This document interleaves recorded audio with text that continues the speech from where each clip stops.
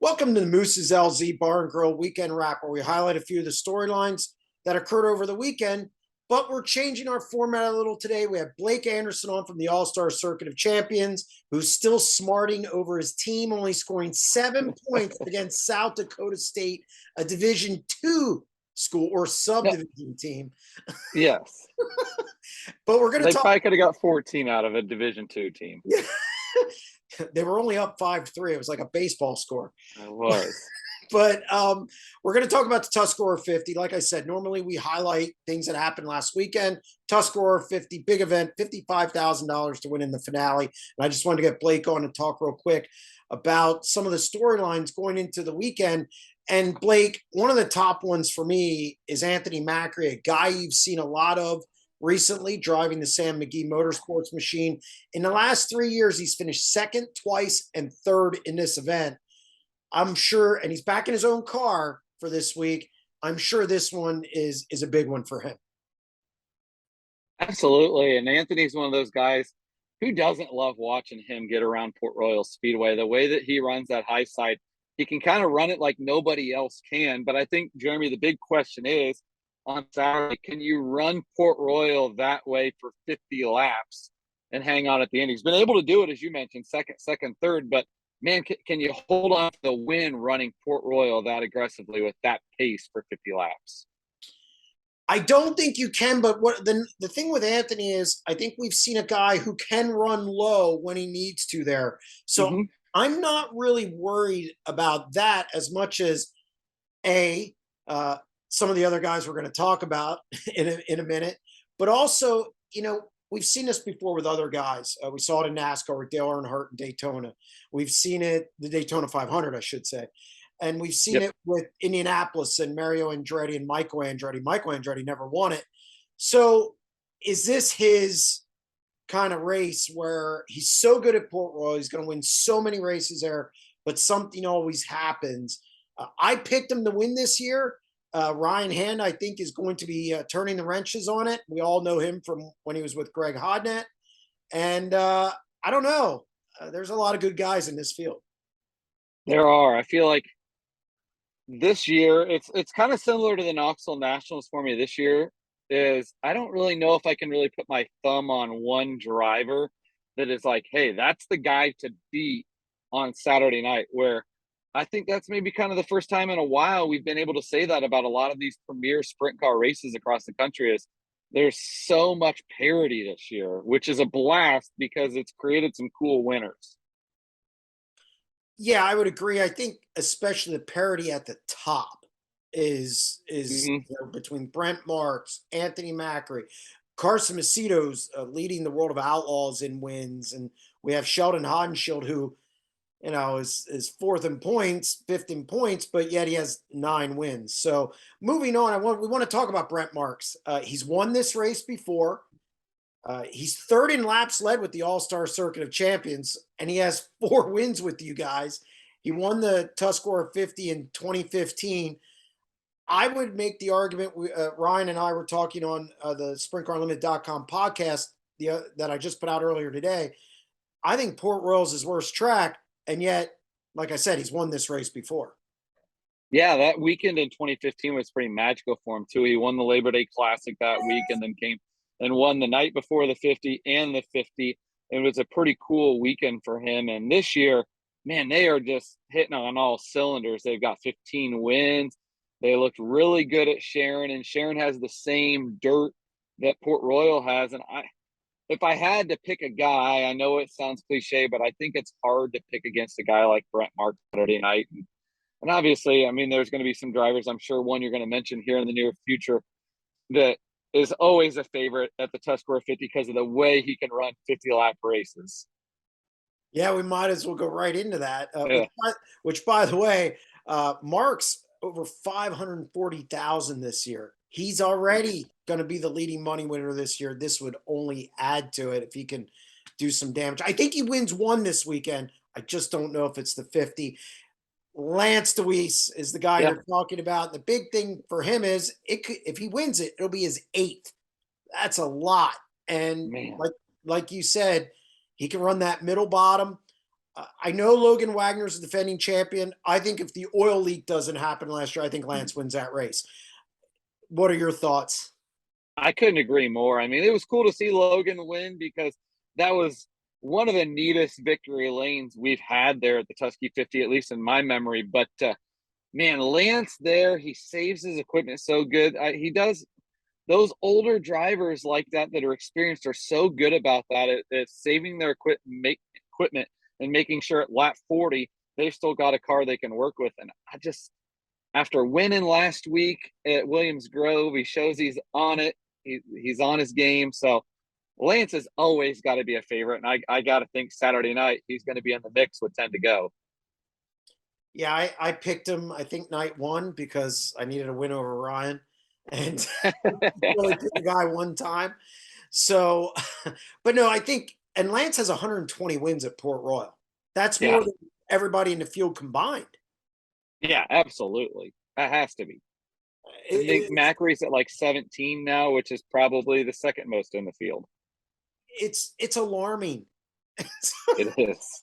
And Don Kreitz Jr.'s won that race as well, and that's his Yep. car owner. How many Tuscarora 50s has Davy Brown won?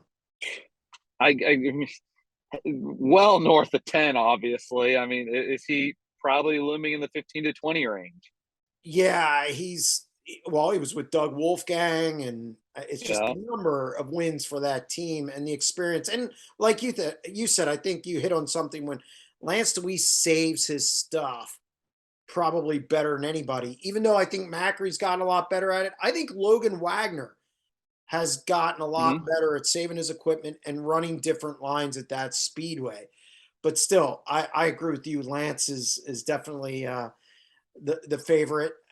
Moving to small star guys, I'm amazed by Justin Peck. Not that Port Royal is one of his best places. This year he has 21 top fives and 32 starts in Central PA. When the All Stars came in last week, he won 3 out of 6 events, 3 and 5 nights. The second twin Yep. 20 to gimmicky. It's fourth. Yeah, I mean it's a gimmicky thing. So, but it's still 3 out of 6 events. Justin Peck's really good in Pennsylvania, and you can't count him out this weekend. I think I don't know Saturday. I'll be interested to see how that goes for them, but I think they could very easily win Thursday and Friday and set themselves up well on Saturday.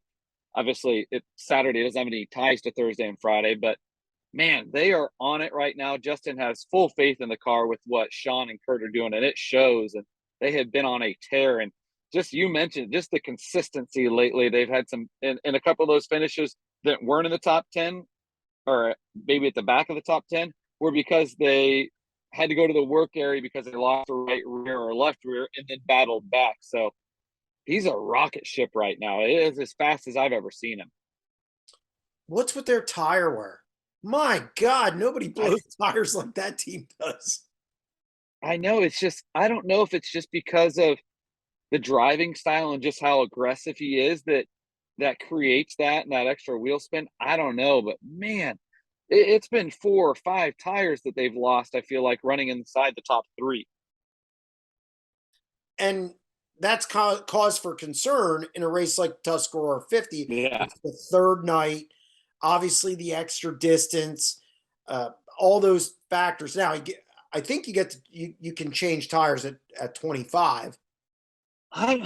That's always the rule that's up for debate, and I'm not sure where it ended up settling this year. I know that every year that's the sticking point of going back and forth with Hoosier on can we get it to make it. I wish we could just say no, and you got to make it last, because otherwise, to me, it turns into like Knoxville, just 2 25-lap races. And that's interesting that you say that. I see both sides of it. I Obviously, do too. for us to say that the tire wear isn't different this year is ludicrous. We all know what's going on. I think tires are delaminating. We got more problems with tires than ever, whether it's the material or other things.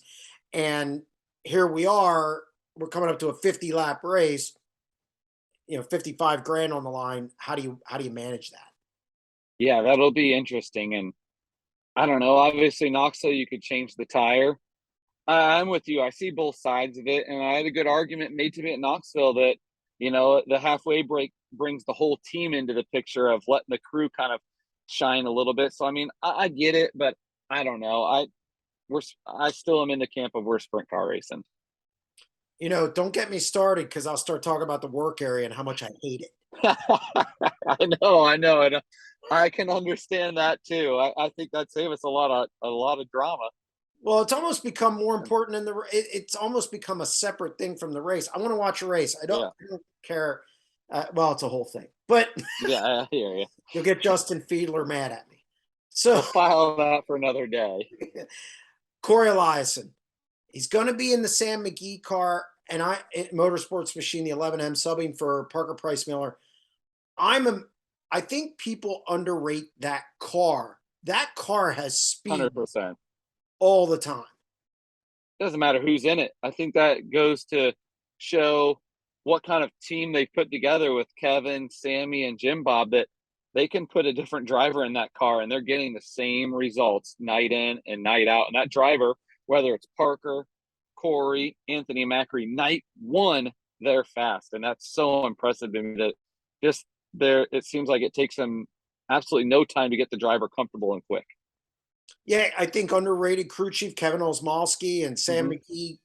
McGee working together there. I Corey Eliason's won at Port Royal before.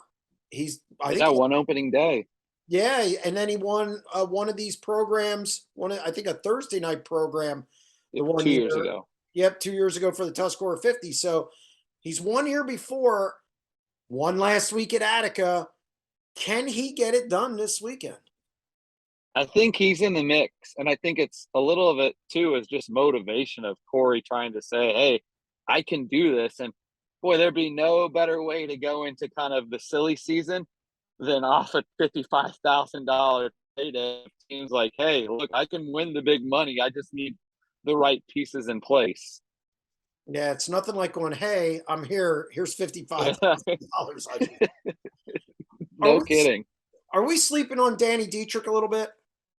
I think so. I think Danny is one of those who's been just fast night in and night out. It's crazy to me. Danny doesn't have an all-star win at Port Royal, so it would be his first, which is crazy to me when you think about the success he's had. But I mean, I think he's got 8 or 9 wins at Port, but he doesn't venture up to Port a ton. And he's another one that I don't know if you can ever count Danny Dietrich out of any race, because that guy he always finds a way. He fights and claws his way to good finishes. And this year, you've seen it. I think this year, the last year was maybe a little bit of a struggle. This year has kind of been a bounce back year, and he's proven they're strong. I think the interesting thing for Danny is too, he took off Knoxville, went on vacation, and in the past he struggled through September and in the second half of the year. And they pointed to that Knoxville trip, both in all the travel. You're out there a week, you're beating yourself up, no break, and the money that it costs a lot of money to go out there. Now he's in the top 5 every night, sweeps the twin 20s. This is the best I've ever seen him going into September. And I'm thinking he can be a little bit of a factor this weekend. I think that vacation was big for him, as you mentioned. It provided a little bit of a reset. And we've seen Brent Marks do that, maybe not vacation, but just say, hey, we're going to take this race off, kind of settle in, rebound, make sure our ducks are in a row. And whatever they did, you're right. This is as fast as we have seen Danny. I mean, that run he had at Williams Grove a couple of weeks ago was pretty damn impressive. I'm going to put you on the spot. I want to thank you for pulling off the side of the road and doing a Zoom call on your way to PA. But sleeper, is there somebody you're looking at that nobody's thinking of? Nobody's a sleeper, somebody who can not necessarily win, but make some noise this weekend. I think sleeper wise, so that takes the quote unquote big names out. A driver that's making his first career appearance there. He's got a veteran crew chief. He just won at Knoxville, and we're seeing him faster on the half miles. I'm interested to see what Ayrton Geniton can do with Chad Morgan. The half miles, he's getting a lot faster on. Look at his improvement at Knoxville this year from the spring to where they ended to winning on season championship night. I think Ayrton Genetic can make some noise and get in the mix in the top 10 on Saturday night and really turn some heads and really what is one of his first big trips to Central Pennsylvania. I'm going to go with the guy who won there last week, Devin Borden, for a couple of There we reasons. go. Devin, usually if you do well in the fair opener, you seem to have a good week. That's number one. Number two, that car was unbelievably fast last week. He won by over 5 seconds. He was fast another time there with Jim Shuttlesworth as the crew chief, and they got into a mishap or something. But Okay. Shuttlesworth is excellent at setting a car up for Port Royal. I think Devin, we had him on the show this week.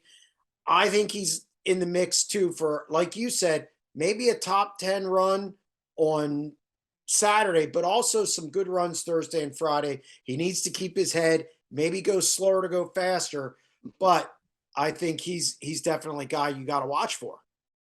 I like that pick because you mentioned that Jim obviously has the setups nailed there because for the last couple of years, he and Anthony were borderline unbeatable. And now he and Devin Borden, they're getting around that 10 race mark, starting to do some more racing and gelling. And I think he's figuring out what Devin wants out of a race car. And Devin's figuring out, hey, this is what Jim's going to give me. And it's a good time to be fast, as you mentioned, because boy, September, the next 4 weeks, it's just big paying race, big paying race, big paying race, big paying race leading into the National Open. Well, Blake, I'm going to leave it there again. Thank you for coming on. Oh, thank you for having me. Always love talking with you. That's going to wrap up this edition of the Moose's LZ Weekend Wrap. Stay tuned to SprintCarUnlimited.com for coverage all week from the Tuscarora 50. I will not be there Thursday night, unfortunately. I have a family thing I can't get out of, but somebody will be there representing us. Don't forget to check out Moose's LZ in Jonestown, PA this weekend. Great food at a great price. And we'll be back next week. Stay tuned.